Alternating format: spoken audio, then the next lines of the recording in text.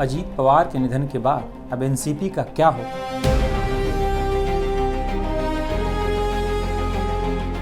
क्या पवार परिवार एक हो जाएगा?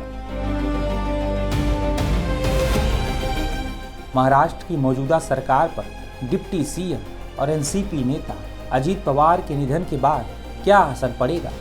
कई ऐसे सवाल हैं जो बारामती प्लेन क्रैश में अजीत पवार के निधन के बाद पूछे जा रहे हैं। महाराष्ट्र से लेकर दिल्ली तक के सियासी गलियारों में महाराष्ट्र के नए राजनीतिक समीकरणों को लेकर खूब चर्चा हो रही है।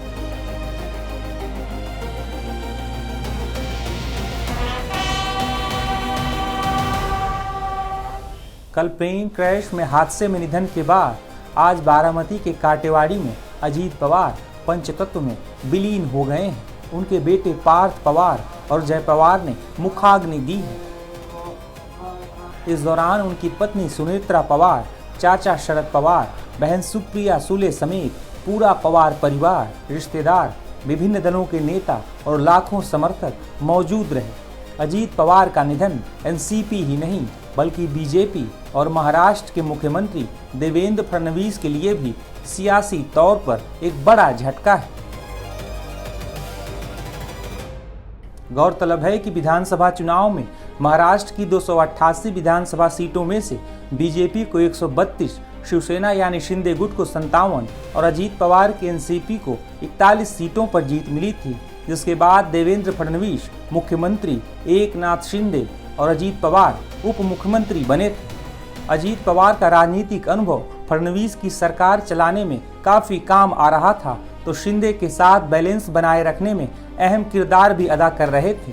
दरअसल 2024 के विधानसभा चुनाव नतीजों के बाद से ही शिंदे के सियासी पैंतरे बीजेपी को असहज करते रहे हैं। अजीत पवार की मौजूदगी की वजह से बीजेपी शिंदे से आसानी से डील करती रही है, जो पहले से थोड़ा मुश्किल साबित होने वाला है।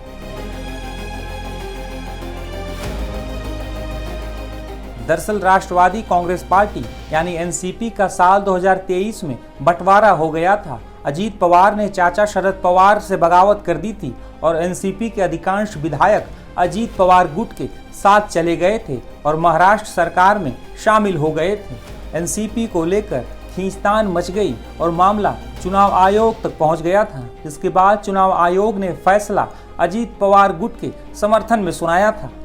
चाचा शरद पवार की गुट वाली पार्टी एनसीपी शरद पवार गुट के नाम से जानी जाती है। हालांकि एनसीपी भले ही दो धड़ों में बट गई थी, पार्टी और चुनाव चिन्ह पर अजीत पवार का कब्जा हो गया था, लेकिन दोनों परिवारों के रिश्तों में इसका ज्यादा असर नहीं दिखा। अजीत पवार अक्सर अपने चाचा शरद पवार, बहन सुप्रिया सुले से मिलते रहे थे। कई मौके पर पूरा परिवार एकजुट दिखता था, लेकिन अजीत पवार बीजेपी और शिंदे के साथ महायुति का हिस्सा थे, तो वहीं शरद पवार गुट कांग्रेस और शिवसेना उद्धव ठाकरे गुट के साथ महाविकास अघाड़ी का हिस्सा है।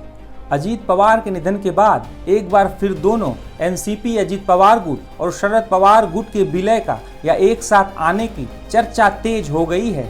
हाल ही में पुणे और पिंपरी चिंचवड़ नगर निगम चुनावों में दोनों गुट एक साथ आ गए थे, जिसे लेकर भी कई दावे किए जाने लगे।